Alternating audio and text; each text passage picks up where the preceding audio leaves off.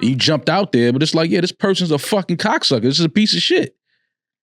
Now you now you on their platform. You see what I'm saying? Like, that's what I be trying to stay away from. It's like, all right, but who is this person? Like, who is this woman? Like, so I don't know who this guy is. Me mistaking the story, which I apologize with the Gillian Wallow thing, mixing up those time frames. Would you reach out to Gillian Wallow today for us to do an episode with them on their platform? It depends. What would be the factors? What are we talking about? What are we discussing? I think even more to what you were saying prior, it makes sense. And we're not doing a press run. We don't have anything really specific. So just kick it? To kick it and have a great episode. Because I think the four of us, we've all kicked it separately and together. We have great conversation.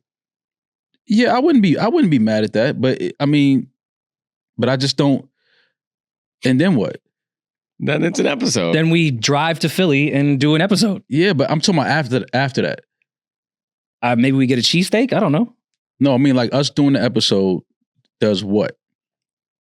We'd have a great moment and a great conversation with our peers.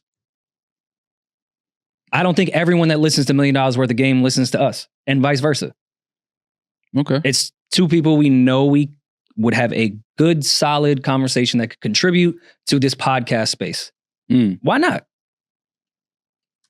Okay. Especially with podcasting where it is right now. Back to the Ian conversation. Those like classic episode shits, like that shit is starting to die. And I'm not saying that we would absolutely have one with them, but these type of moments are starting to disappear in podcasting because everyone's fucking talk to each other. Mm-hmm. That's why I'm kind of happy we were patient with who we wanted to talk to. I think we still need to have our pause our math moment. I think we do need to have our $1 Million Worth of Game. I think we do need to do our Drink Champ shit. Mm-hmm.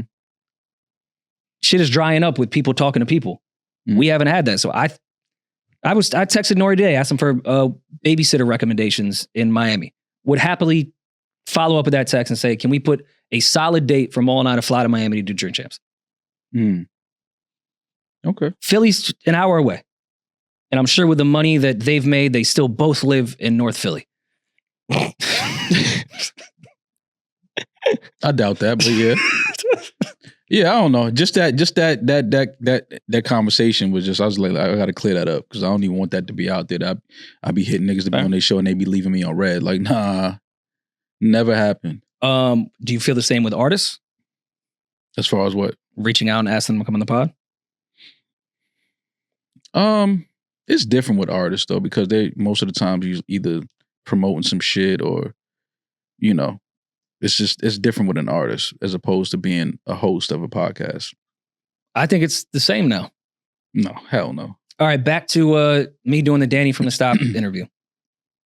The climate has changed, and I'm not saying podcasters were artists now, but there's fan bases dedicated to just commenting on our podcasting. There's podcasts about podcasts about podcasts about podcasts. Yeah, they're sampling the samples. They're sampling the samples that was sampled from the samplers. Yeah. So podcasting to me, yeah, it's like asking for a verse swap. Like, we are artists in our own right as far as this genre. So reaching out to somebody would be like reaching out for a feature or reaching out to collab on a song. It's the same concept in my opinion now. We have become the artists to a large group of people. I don't know. We have. He's not wrong. I don't think we've become the artists. Yes, because I'm not saying I get what you're saying, but we have a live show DC March 23rd. DC March 23rd, Howard Theater, newrorymall.com. Tickets available now. Live show. I'm not saying that. I'm just not. We're not the artists. I get what you're saying, but I'm just not comfortable with saying we are the artists. Like, I'm not. I don't. Nah. Why? Just because I just think it's totally different. Like, I just think it's totally different. Can I ask the differences? I don't think we are the same as if Chris Brown has an album out, he's going on a press run. I don't think that podcasters are in that same, like, on that same tier. No, I don't. Oh, no, I'm not saying in the press run sense. I'm saying when Chris Brown reaches out to Ty Dolla and is like, let's work on a record together. And then you think that's the same as us reaching out to Gillian Wallow? Yes. Fuck no. I think it's the exact same thing. Hell no. At this point, especially how the fan bases have changed and how they obsess over podcasting as podcast fans.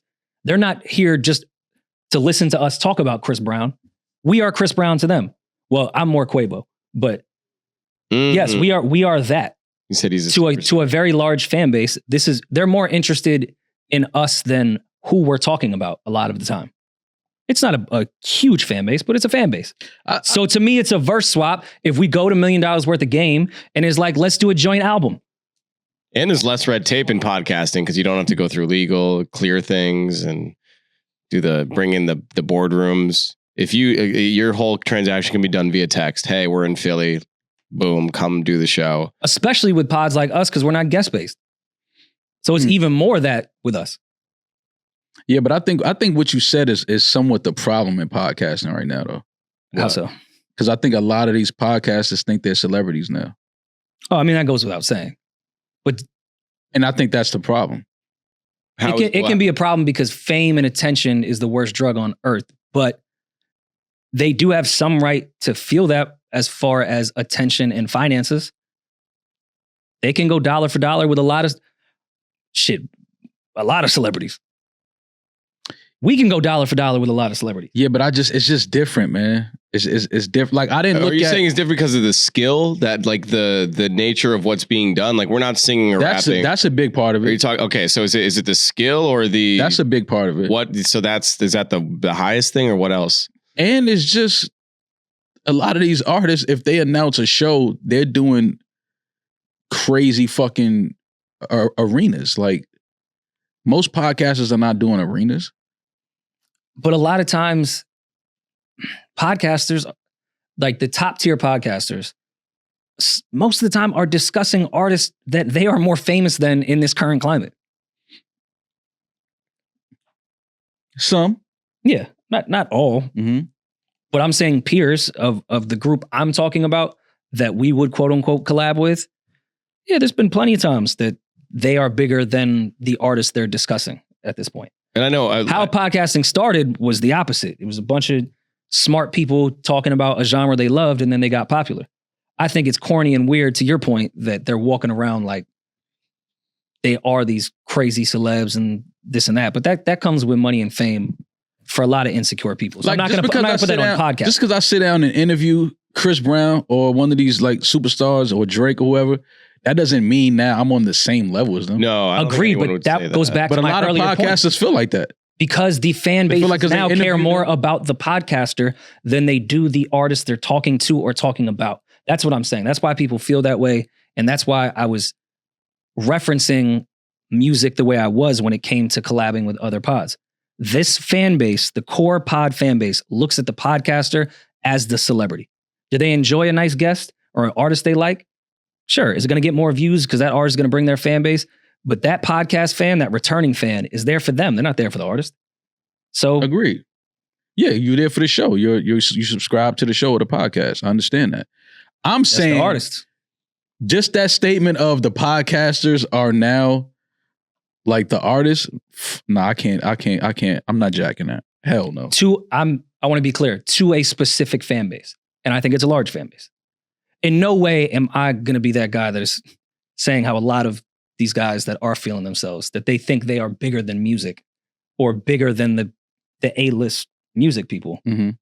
But to a core fan base, yeah, they look at them as the art. That's their guy. Okay. Yeah. So. Yeah, I just wanted to clear that up. I didn't listen to... I have Gillian Wallow's number. Should you put us all in a group chat? Let's do it on air. I'm fucking with you. I'm about to say that's weird. Yo, I didn't listen to the whole interview. I just saw that clip, and I listened to that clip. But it was a fun interview, and again, I think it's important because they represent a large fan base of podcasting and where it's evolving to. So I think it's important to talk to those guys. So now the fan base is now the podcasters. But is that not? There's just this circle. But is that not who we were? Because I can't shit on them because how I started podcasting, I was a fan of music talking about music. I'm still a fan of music. I didn't go to broadcasting school. No. I'm still a fan of music, but it's just like now the fans of the podcast are now interviewing. They have shows and they're interviewing the podcasters. Mm-hmm.